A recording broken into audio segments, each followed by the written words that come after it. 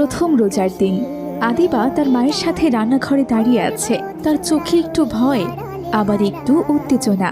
এমন সময় মসজিদের মাইক থেকে ইমাম সাহেবের কণ্ঠস্বর ভেসে এলো। প্রিয় মহল্লাবাসী, সেহুরির আর মাত্র আধা ঘন্টা সময় বাকি আছে। আপনারা সবাই সেহুরি খেয়ে নিন।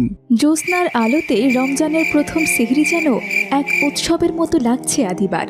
ইমাম সাহেবের আওয়াজ শুনে সে তার মা রূপালীকে বলল, মা দেখো, আর মাত্র আধা ঘন্টা সময় আছে, চলো তাড়াতাড়ি আমরা খেয়ে নেই। হ্যাঁ মা, এই তো খেতে বসবো। যাও, তুমি গিয়ে তোমার বাবাকে ডেকে নিয়ে এসো।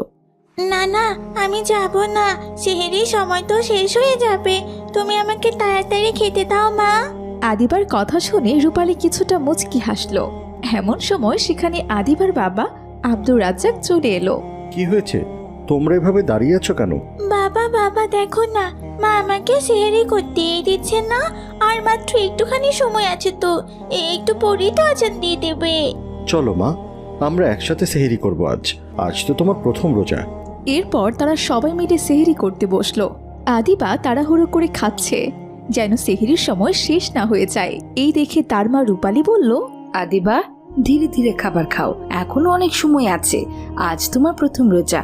আল্লাহর কাছে দোয়া করো যেন তিনি তোমাকে রোজা রাখার তৌফিক দান করেন, ইনশাআল্লাহ। এরপর আদিবা ধীরে ধীরে তার বাবা মায়ের সাথে সেহরি শেষ করলো। সকালে আদিবা মহল্লার বাকি বাচ্চাদের সাথে খেলতে বের হলো। সেখানে ছিল তানিয়া ও জান্নাতুল। আসসালামু আলাইকুম, কেমন আছো তোমরা? ওয়ালাইকুম আসসালাম, আলহামদুলিল্লাহ ভালো আছি। আদিবা, তুমি কি আজকে রোজা রেখেছো?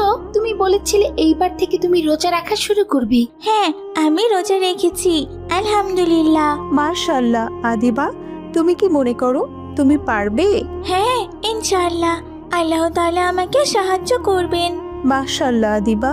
তুমি ঠিক বলেছো, আমিও চেষ্টা করব ইনশাআল্লাহ। বাচ্চারা দাঁড়িয়ে কথা বলছিল। এমন সময় সেখান দিয়ে যাচ্ছিল মহল্লার এক বুড়ি মহিলা আসিয়া। সে সবাইকে ইসলামের পথে ডাকত। বাচ্চাদের দাঁড়িয়ে কথা বলতে দেখে সে এগিয়ে এলো। বাচ্চারা, তোমরা কি রোজা রেখেছো? জি, আজ প্রথম রোজা রেখেছি। তাহলে তো তোমাদের জানতে হবে রোজা কেন রাখতে হয় আর এর ফজিলত কি। তোমরা কি জানতে চাও? বুড়ি মহিলার কথায় বাচ্চারা সবাই সম্মতি দিল। এরপর আসিয়া তাদের নিয়ে একটা গাছের নিচে বসলো। আদিবা রোজা সম্পর্কে জানার জন্য খুবই আগ্রহী ছিল। এরপর বুড়ি মহিলা বলতে শুরু করলো, বাচ্চারা, রোজা শুধু খাবার আর পানি থেকে বিরত থাকা নয়, বরং এটি